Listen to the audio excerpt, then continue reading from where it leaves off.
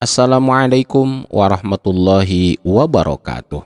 Salam sejahtera bagi kita semua. Semoga kita senantiasa ada dalam lindungan Allah Subhanahu wa Ta'ala, serta sukses menjalankan aktivitas sehari-hari. Bertemu kembali bersama kami di Dan Channel dalam media pembelajaran PAIBP kelas 10, bab yang keempat, part yang kedua, yakni materi tentang bank syariah. Sebelum dilanjutkan ke materinya, kami mengingatkan kepada semuanya untuk like, komen, dan subscribe channel ini agar kami bisa terus berkarya. Tujuan pembelajaran kali ini, setelah mempelajari materi ini, peserta didik mampu: 1. Menganalisis implementasi fikih muamalah, asuransi, bank, dan koperasi syariah di masyarakat. 2. Menyajikan paparan tentang fikih muamalah, yakni tentang asuransi, bank, dan koperasi syariah. 3.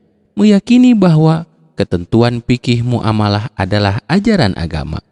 Dan yang keempat, menumbuhkan jiwa kewirausahaan dan kepedulian sosial. Kita lanjutkan ke materi yang kedua, bank syariah. Definisi bank syariah.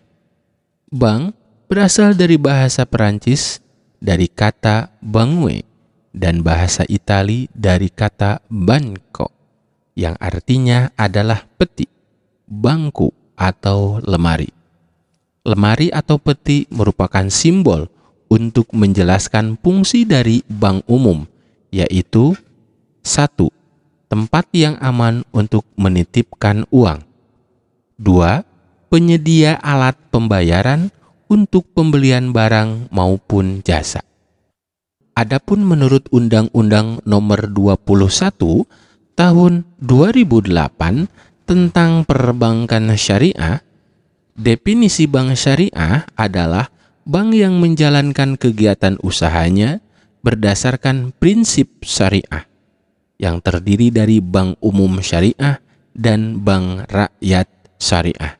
Kita lanjutkan ke sejarah bank syariah. Bank syariah yang pertama kali didirikan di Indonesia adalah Bank Muamalah Indonesia pada tahun 1991.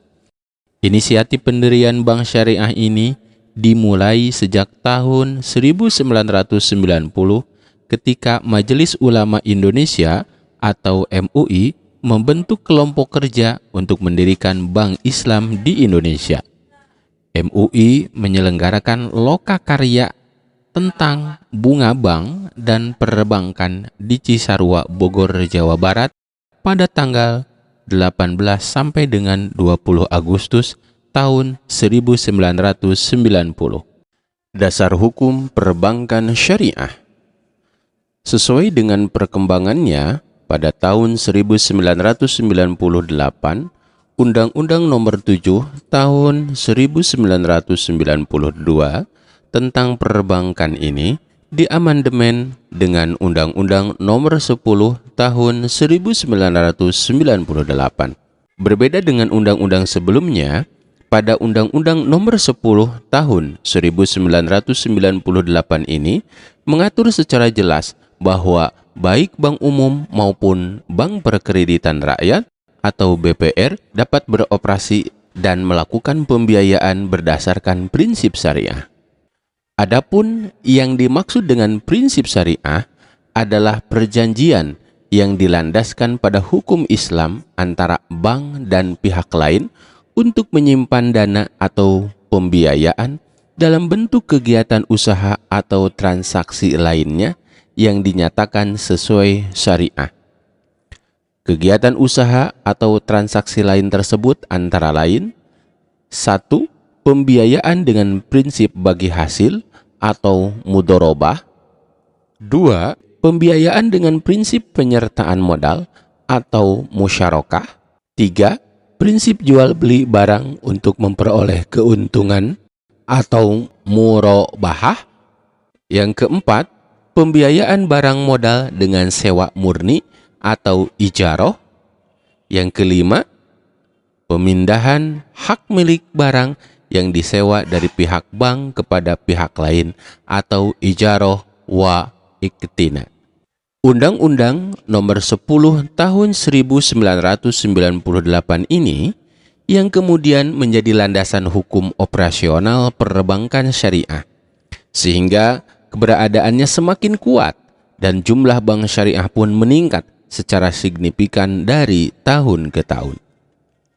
Selanjutnya, pada tahun 2008 terbitlah Undang-Undang Nomor 2 Tahun 2008 tentang perbankan syariah yang terdiri dari 13 bab dengan 70 pasal yang mengatur tambahan beberapa prinsip baru, antara lain 1. Tata kelola, 2. Prinsip kehati-hatian, 3. Manajemen risiko, 4. Penyelesaian, 5. Otoritas fatwa, 6. Komite Perbankan Syariah, dan yang ketujuh, pembinaan dan pengawasan bank syariah.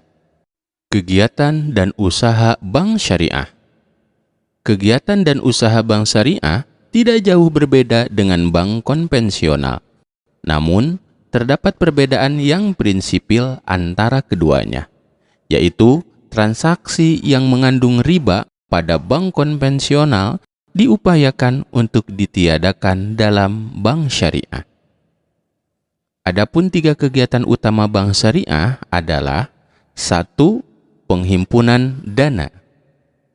Prinsip penghimpunan dana pada bank syariah sesuai dengan Fatwa Dewan Syariah Nasional terdiri dari 2 macam, yaitu 1.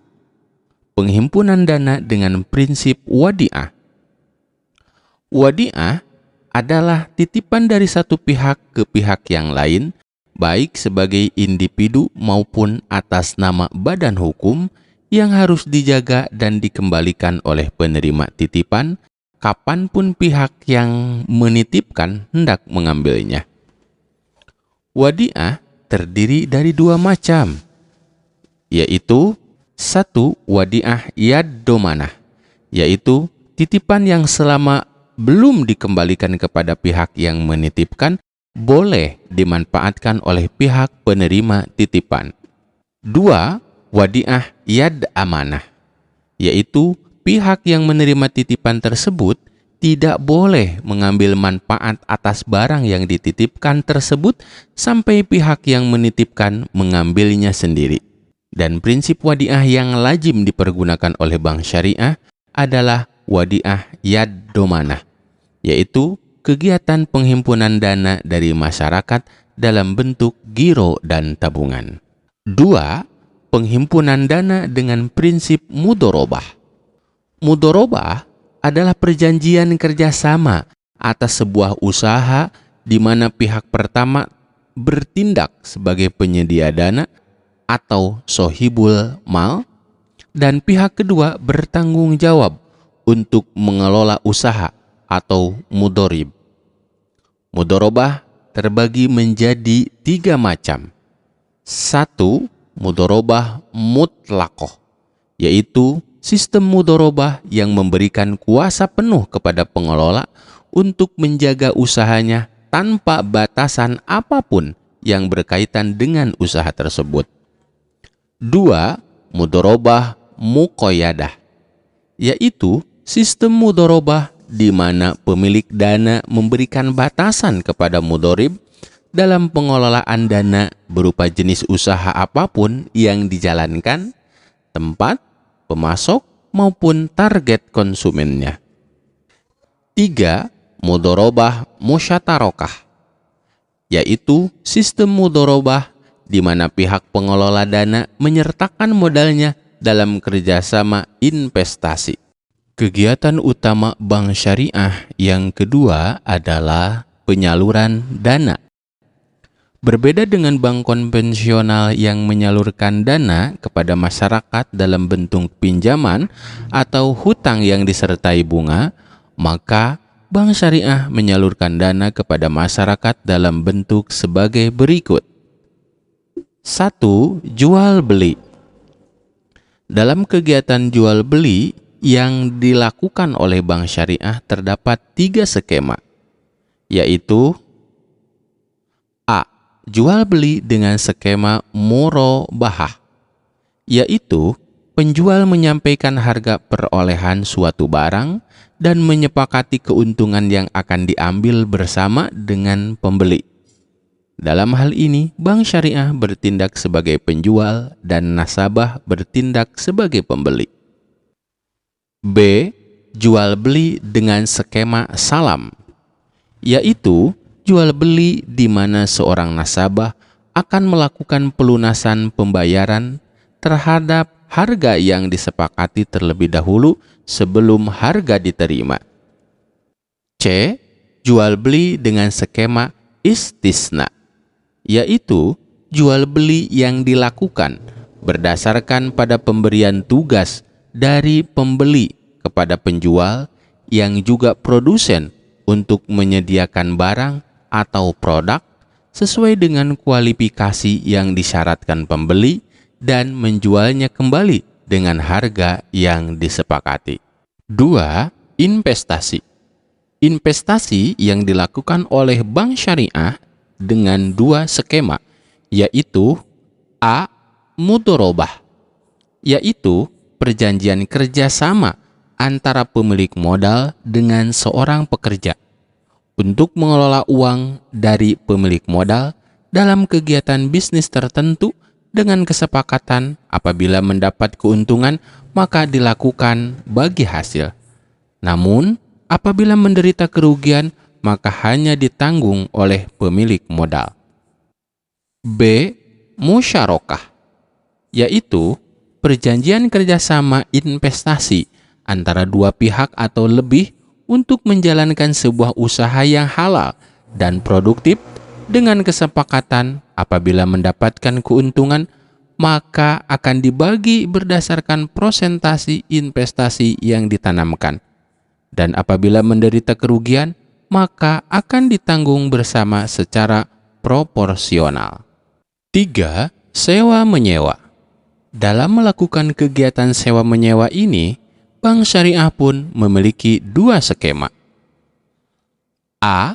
Ijarah, yaitu transaksi perpindahan hak pakai atau manfaat suatu barang dan jasa dalam waktu tertentu dengan cara membayar sewa atau upah tanpa melalui merubah status kepemilikan. B. Ijarah mumtahiyah bitamlik, yaitu merupakan kombinasi antara sewa-menyewa, jual beli, dan hibah, di mana pihak yang menyewakan berjanji akan menjual barang yang disewakan pada akhir periode. Selanjutnya, kegiatan utama Bank Syariah yang ketiga adalah jasa pelayanan. Jasa pelayanan yang ditawarkan oleh Bank Syariah berdasarkan pada akan sebagai berikut. 1. Wakalah, yaitu serah terima dari seseorang kepada orang lain untuk mengerjakan sesuatu yang tidak dapat ia lakukan. 2. Hawalah, yaitu transaksi yang diambil karena salah satu pihak memindahkan tagihan utang seseorang kepada orang lain yang menanggungnya.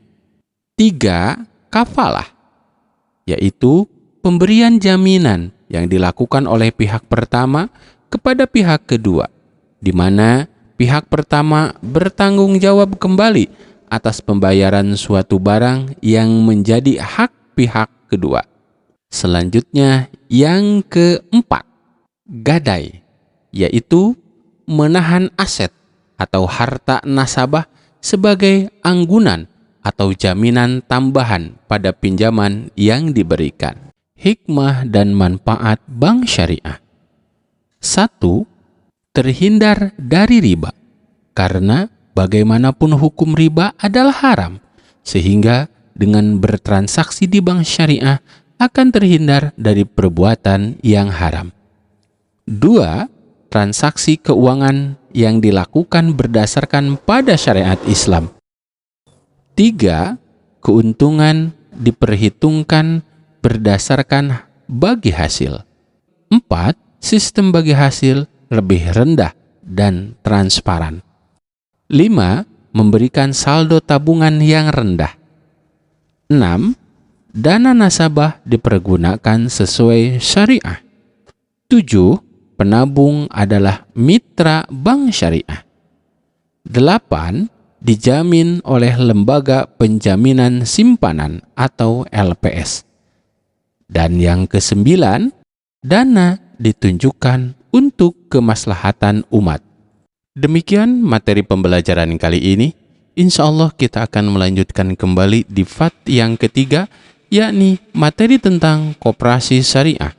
Sebelum ditutup, kami mengingatkan kembali kepada semuanya untuk like, komen, dan subscribe channel ini, juga share agar yang lain bisa merasakan manfaat materi pembelajaran ini. Sampai jumpa kembali di materi selanjutnya. Terima kasih. Wassalamualaikum warahmatullahi wabarakatuh.